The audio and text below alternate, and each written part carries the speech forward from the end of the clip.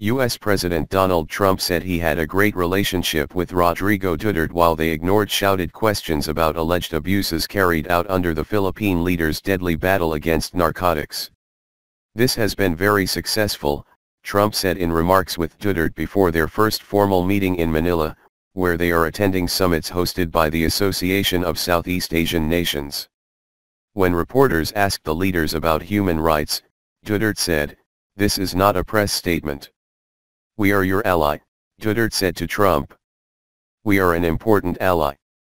Duterte spokesman Harry Roque told reporters afterward that the issue of human rights didn't arise during their 40-minute meeting.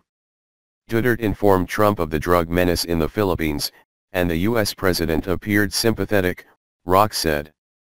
Trump asked why U.S. cars face higher tariffs than Japanese automobiles, Roque said, and said he would study a potential bilateral trade deal with the Philippines.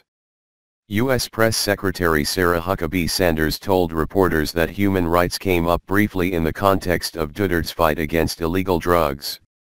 "The conversation also focused on the Islamic State and trade," she said. The bonhomie between the leaders stands in contrast to a year ago, when Duterte cursed out former President Barack Obama for criticizing his war on drugs that has left thousands dead.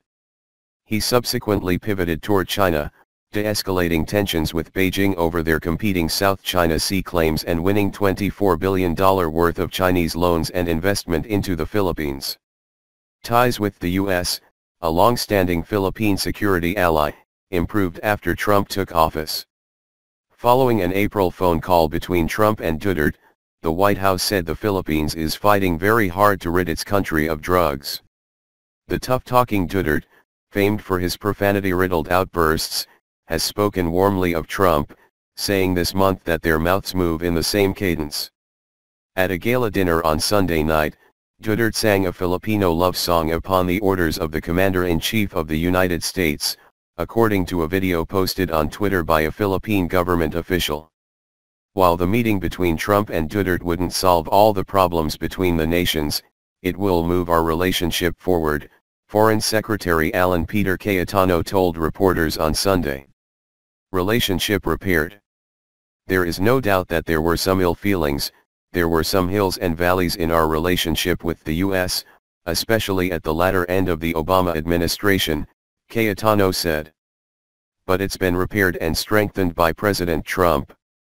Trump on Monday held a three-way meeting with Australian Prime Minister Malcolm Turnbull and Japanese Prime Minister Shinzo Abe, both U.S. allies. Trump said he has made big progress on trade during the trip and would make a statement on North Korea and trade when he returns to the U.S. On Sunday, Trump offered to help resolve territorial disputes in the South China Sea involving the Philippines, Vietnam, China, and other claimants. He has primarily focused his attention on North Korea's nuclear program, a shift from the Obama administration's more aggressive stance against China's activities in the South China Sea. Very good mediator. I am a very good mediator and a very good arbitrator, Trump said Sunday in Hanoi ahead of a meeting with Vietnamese President Tran Dai Quang. If I can be of help in any way, let me know. Vietnam's Quang didn't answer directly when asked about Trump's offer at a press briefing, while Cayetano from the Philippines said any effort would need to be coordinated among other countries in the region. China opposes U.S. involvement in resolving the disputes, preferring to settle them through one-on-one talks with other nations. It's a very kind and generous offer because he is a good mediator, Cayetano said of Trump. He is the master of the art of the deal. Both the Philippines and Vietnam have recently seen China disrupt oil and gas exploration in contested areas of the South China Sea. While the U.S. doesn't take a position on territorial disputes, it has criticized China for land reclamation and other moves to assert control over areas also claimed in part by Southeast Asian countries. Duterte warned Sunday that a war over the waterway would devastate the region. He said that Chinese President Xi Jinping told him on Saturday that he also didn't want to waste the lives of my countrymen for a useless war that cannot be won by anyone. The South China Sea is better left untouched, Duterte said. Nobody can afford to go to war. The 10-nation ASEAN is set to announce Monday the start of negotiations with China on a code of conduct for the South China Sea, the Philippines said in a statement. The talks have made little progress since the nations agreed formally to work toward a code in 2002.